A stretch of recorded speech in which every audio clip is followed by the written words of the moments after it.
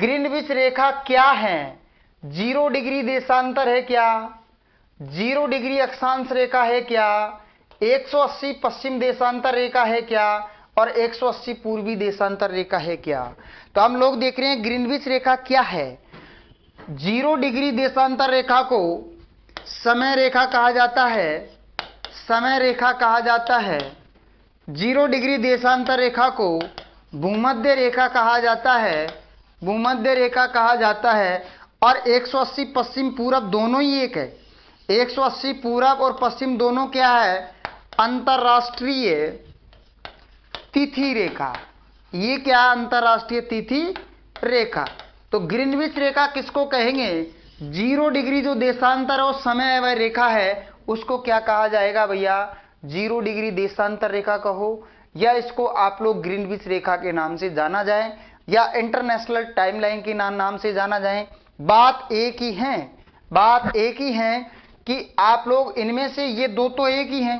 0 degree तो भूमध्य रेखा हो गई, और 0 डिग्री जो देशांतर रेखा उसको समय रेखा कह दो, या उसको ग्रीनविच रेखा के नाम से जाना जाता है। ग्रीनविच रेखा कह सकते हैं, या इसको आप लोग 0 देशांतर कह सकते हैं, क्या इंटरनेशनल टाइमलाइन के नाम से भी जाना जाता है। आ गई बातें समझ में? तो ध्यान रखिएगा 0 डिग्री जो ग्रीनविच रेखा क्या है? 0 डिग्री देशांतर रेखा है। अगला क्वेश्चन देखेंगे, कौन सा देशांतर प्रधान यामयोतर के साथ समय मिलकर वृद्धतम व्रत का निर्माण करें? भाई ऐसा कौन सा देशांतर है जो प्रधान देशांतर के साथ मिलकर वृद्धतम व्रत का निर्माण करें?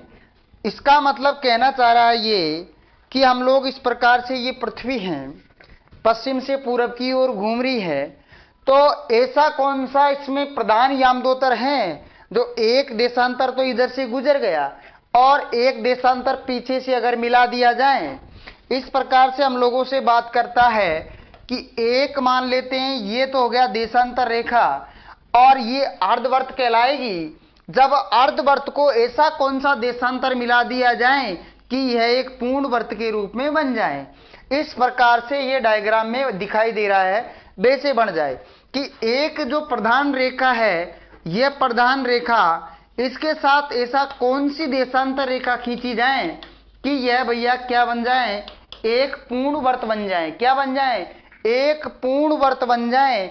ऐसी कौन सी रेखा है? 0 डिग्री देशांतर रेखा, क्योंकि ये तो लघु व्रत होती है, लघु व्रत होती है। 90 डिग्री पूर्वी देशांतर रेखा, 90 डिग्री पश्चिम देशांतर रेखा, और 180 डिग्री देशांतर रेखा। तो आप लोगों ने देखा था ऑफलाइन क्लास में भी कि अगर 0 डिग्री देशांतर रेखा के विपरीत साइड में अगर 180 देशांतर रेखा खींची जाए तो यह क्या कहलाएगी? एक वृत्तम व्रत कहलाएगी। 0 डिग्री देशांतर के यदि विपरीत साइड में एक रेखा खींच दी जाए, कौन सी? 180 देशांतर रेखा, तो इस प्रकार से ये 0 डिग्री और ये 180 देशांतर रेखा इस प्रकार से खींच दी जाए तो यह क्या कहलाएगी?